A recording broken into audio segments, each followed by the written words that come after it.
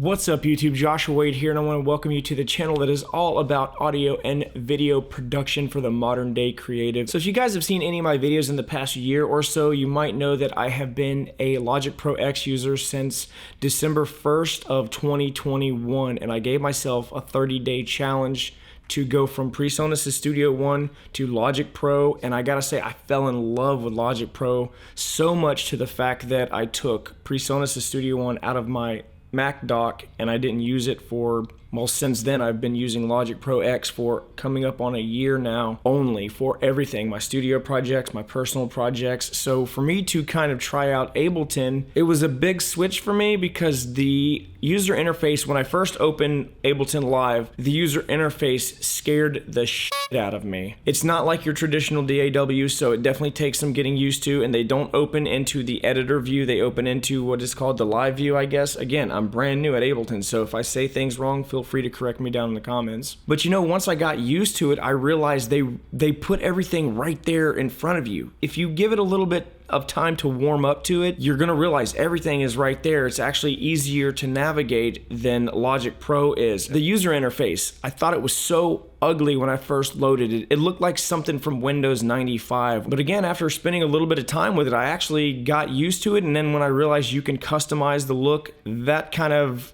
had me sold also on the idea of maybe adding it to the toolbox. And speaking of tools in the toolbox, this thing is a beast when it comes to pitch shifting audio and time correcting or quantizing audio, which it should be because it was designed for live DJs to remix, chop stuff up. Also, what's impressive are the stock plugins, and I will say this about Logic Pro, they always had really good stock plugins to me, and I just made a Logic Pro video on a workaround for this.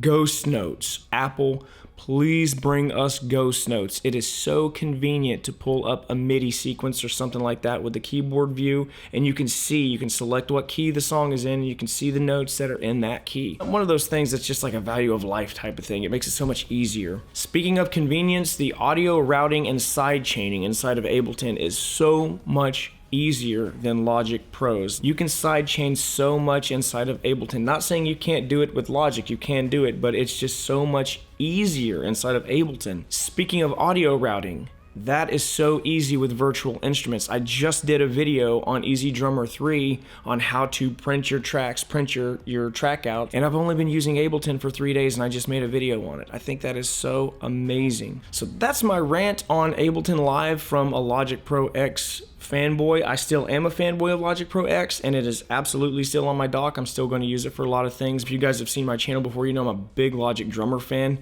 Ableton doesn't have anything like that, so it's super quick for me to just pull up a drum beat for somebody who doesn't play drums and might want drums on it. So that's going to do it for this video today, guys. Hopefully you got some type of value out of this. If you're thinking about trying Ableton, I would recommend going to their website. They have a 90-day trial of the full version. So if you're a Logic Pro user, don't let the user interface scare you. Trust me, the more you use it, the more you get used to it, and the more sense that it makes even over Logic, some things that Logic does. So I'll catch you guys in the next video, and remember, it's called music theory, not music fact. Have a good one.